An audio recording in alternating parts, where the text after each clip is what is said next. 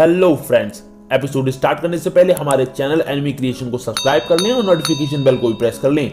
Episode की starting में हम देखते हैं कि जी क्लैन के दो एल्डर्स जी ग्वांगकुन और जी ग्वांगनेन ने वूजो पर अटैक कर दिया था, जिन्हें देखकर वूजो कहता है वाओ, जी ग्वांगपिंग ने मुझे मारने के लिए दो एक्सपर्ट्स को असाइन किया है। ये देखकर वो दोनों हंसने लगते हैं और कहते हैं कि अगर तुम्हें ये पहले ही पता है कि हम जी क्लैन से हैं तो फिर तुम्हें मारने का हमारे पास एक और रीजन है। इसी के साथ जी ग्वांगकुन और जी ग्वांगनेन वूजो पर एक साथ अटैक कर देते हैं। इस पर वूजो भी अपनी स्वॉर्ड निकाल लेता है और अपनी स्वॉर्ड से इनके ज्वाइंट अटैक को ब्लॉक करने लगता है। फिर वो अपनी स्वॉर्ड से इन दोनों को पीछे धकेल कर इन पर एक स्लैश लगाता है, जिससे वो दोनों थोड़ा इंजर्ड हो जाते हैं और वो दोनों खांसते हुए कहते हैं कि तुम अपनी स्टैंड को हाइड करके रख रहे हो। इस पर वूजो उनकी इंसल्ट करते हुए बोलता है कि तुम तो मुझे मारना चाहते थे, क्या हुआ, बस इतना ही दम था क्या? और कहता है कि मेरे पास 30 बुल्स की स्ट्रेंथ है और बेसिक एक क्वाड रेल में कोई भी मेरे जितना स्ट्रांग नहीं है, और जी ग्वांगपिंग ने तो बस तुम दोनों को मेरे एक्सपीरियंस गेन करने के लिए भेजा है। वूजो के इतने एरोगेंट बिहेवियर को देखकर जी ग्वांगकुन स्वॉर्ड में अपनी पावर को गैदर करते हुए कहता है ये कल्टीवेशन सिर्फ स्ट्रेंथ के बारे में ही नहीं है, अब मैं तुम्हें अपने फर्स्ट क्लास कॉम्बैट स्किल्स का स्वाद चखाता हूँ। उसकी पावर को देखकर वूजो सोचता है कि ये वियर्ड सी पावर जब भी इसकी स्वॉर्ड में आती है मुझे खतरे का आभास होता है। तभी जी ग्वांगकुन वूजो पर अटैक कर देता है, जिससे वहां एक ब्लास्ट होता है। तभी हम यू फेंग और डाई याओयाओ को देखते हैं, जिन्होंने भी ये ब्लास्ट देखा था। और यू फेंग बोलता है कि उस आदमी ने फर्स्ट क्लास कॉम्बैट स्किल्स को 9 इंस्क्रिप्शंस में कंडेंस किया है, जिससे उसकी स्ट्रेंथ लेवल 9 तक इंक्रीज हो गई है, और कहता है कि वूजो तो अब हारने वाला है। अगले ही पल इन दोनों को मजे से तरबूज खाते हुए फाइट को एंजॉय करते देखते हैं। और यू फेंग डाई याओयाओ से कहता है कि क्या हमें उसकी हेल्प करनी चाहिए। इस पर वो खाते हुए कहती है कि तुम पागल हो गए हो क्या? तुम वाकई लीनान सिटी में ऐसी कोई हरकत करना चाहते हो? तुम 9 प्रोविंस के एग्रीमेंट को भूल गए हो क्या? अगर हम जैसे लोग कोई भी ऐसी हरकत करेंगे तो हम डेफिनेटली मारे जाएंगे। जिस पर वो कुछ कहता ही है कि डाई याओयाओ से बस मजे से शो को एंजॉय करने को कहती है, और ब्लश करते हुए कहती है कि तुम वूजो को जितना सिंपल समझ रहे हो वो उतना सिंपल नहीं है। इधर हम देखते हैं कि जी ग्वांगकुन फिर से वूजो पर ब्लड स्लैश टेक्निक से अटैक कर देता है, जिस पर वूजो भी अपनी पावर को इंक्रीज करते हुए उसके अटैक को ब्लॉक करने लगता है।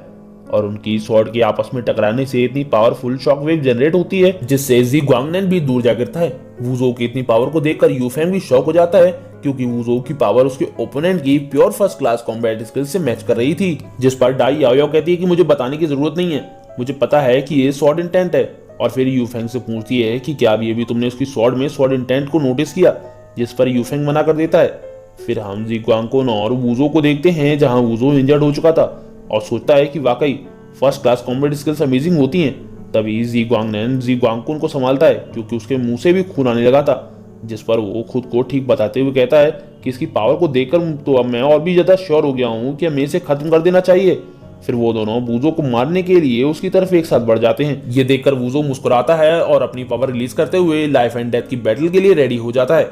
शुरुआत में तो वूजो इन दोनों को शानदार टक्कर देता है, लेकिन उन दोनों को एक साथ हैंडल कर पाना उसके लिए भी बहुत मुश्किल हो जाता है, और वो दोनों वूजो को पीछे की तरफ फेंक देते हैं। जिस पर वूजो खुद को गिरने से तो बचा लेता है, बट उनके अटैक से वो इतना ज्यादा इंजर्ड हो गया होता है कि उसके मुंह से ब्लड आने लगता है। जिस पर वो अपने एंड को एक्सेप्ट कर लेता है, क्योंकि उसके पास अब ज्यादा पावर भी नहीं थी और उसका कोई भी अटैक इन पर काम नहीं कर रहा था।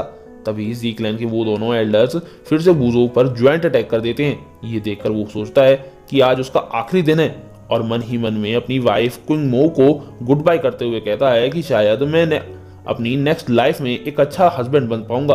और वो अपनी आंखें बंद कर लेता है। तभी उसे एक आवाज सुनाई देती है और कोई कहता है कि बिना कुछ किए ही चुपचाप खड़े रहना ये बेकार है, मैं बहुत बेवकूफ हूँ। इस पर वूजो जैसे ही आंख खोलकर देखता है तो खुद को रीइंकार्नेशन बाउल में पाता है।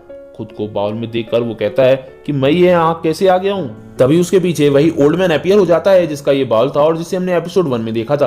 और वो कहता है कि तुम्हें मेरा रीइंकार्नेशन बाउल और डेथ स्वॉर्ड मिली, तब भी तुम वीक हो। ये सुनकर वूजो जब पीछे देखता है तो वो ओल्ड मैन अपनी नाक में उंगली करते हुए बोलता है कि अभी हम कुछ दिन पहले ही तो मिले थे और तुम मुझे अभी से ही भूल गए हो। उसे जिंदा देखकर वूजो डर जाता है और उसे ज़ॉम्बी बोलते हुए भागने लगता है। इस पर उस ओल्ड मैन को वूजो पर बहुत गुस्सा आता है और वो उसे बकवास बंद करके उसकी बात सुनने को कहता है, क्योंकि वो उसकी सोल खत्म हो रही थी। फिर वो बताना शुरू करता है कि कल्टीवेशन में सब कुछ स्ट्रेंथ के बारे में ही है, और कॉम्बैट स्किल्स तो तुम्हें सिर्फ तुम्हारी स्ट्रेंथ को यूज करना सिखाती है। और कहता है कि उन दोनों कचरे के टुकड़ों ने ताओइज्म के पाथ में एंटर भी नहीं किया है, आखिर तुम डरते किससे हो। इसी के साथ वो वूजो को बहुत सारा लेक्चर देने लगता है। इतना सारा लेक्चर सुनकर वूजो का तो दिमाग खराब हो जाता है और वो उस ओल्ड मैन का गला पकड़कर दबा देता है और उससे कहता है कि तुम अपनी बकवास बंद करो और तुम मुझे सिर्फ ये बताओ कि मैं उन्हें कैसे हराऊं। जिस पर वो ओल्ड मैन उसे कुआरा कमीना बोलते हुए उसे छोड़ने को कहता है और फिर वो भी वूजो का गला पकड़कर दबाने लगता है, जिससे वूजो की तो आंखें बाहर आने लगती हैं। और वो ओल्ड मैन बोलता है कि मैंने तुम्हें पहले ही डेथ स्वॉर्ड दी है, वो उन्हें सिर्फ एक ही बार में खत्म कर सकती है, ये बात तुम खुद ही नहीं समझ पाए। और उसे एक स्लैप मारते हुए पूरा यूजलेस बोलता है। स्लैप से वूजो नीचे जा गिरता है और वो ओल्ड मैन कहता है कि स्वॉर्ड के सारे मंत्र तुम्हारे दिमाग में हैं और उन्हें जल्दी से पढ़ने को कहता है। ओल्ड मैन के कहने पर वूजो कॉन्सेंट्रेट करने लगता है। उसके ऐसा करते ही वो डेथ स्वॉर्ड स्क्रोल बाहर आ जाता है और अब वूजो उसे अच्छे से समझ पा रहा होता है, जिससे उस डेथ स्वॉर्ड की सारी नॉलेज और पावर उसके अंदर ट्रांसफर होने लगती है। इधर वूजो को डेंजर में देख यूफेंग परेशान होकर खड़ा हो जाता है और कहता है कि उसने मेरी हेल्प की थी और अगर मैं 9 प्रोविंस के एग्रीमेंट को भी तोड़ देता हूँ फिर भी मैं उसकी हेल्प करने जाऊंगा। इस पर डाई याओ उसे इंतजार करने को कहती है, जिस पर वो कहता है कि अगर हमने और ज्यादा इंतजार किया तो वो मारा जाएगा। तुम्हें इसीलिए उसकी परवाह नहीं है क्योंकि तुम बिना एक पलक झपकाए भी लोगों को मार देती हो, बट वो मेरे लिए काफी है यू लिटिल विच। विच का सुनकर वो अपनी ईविल फॉर्म दिखाते हुए कहती है कि क्या कहा तुमने मुझे विच कहा। ये देखकर यूफेंग की हवा टैट हो जाती है और वो डर के मारे जल्दी से आज्ञाकारी बच्चे की तरह नीचे बैठ जाता है और कहने लगता है कि तुम सही हो, हम रुक सकते हैं, हम वेट कर सकते हैं। तभी हम देखते हैं कि जहां वूजो होता है वहां पर एक बड़ी सी स्वॉर्ड अपेयर हो जाती है जो कि वूजो की ही थी। इतनी बड़ी स्वॉर्ड को देखकर यूफेंग बोलता है कि ये तो स्वॉर्ड इंटेंट है, ये तो सिर्फ वाइटल एनर्जी रेल में है और इसने पहले से ही स्वॉर्ड इंटेंट को हासिल कर लिया है। इस पर डाई याओ खड़ी होकर कहती है कि ये कोई स्वॉर्ड इंटेंट नहीं है, असल में ये तो टाओइज्म के पाथ में एंटर कर चुका है। और उसे देखकर वो बहुत खुश भी हो रही थी। इसी के साथ हमारा आज का ये एपिसोड यहीं खत्म होता है।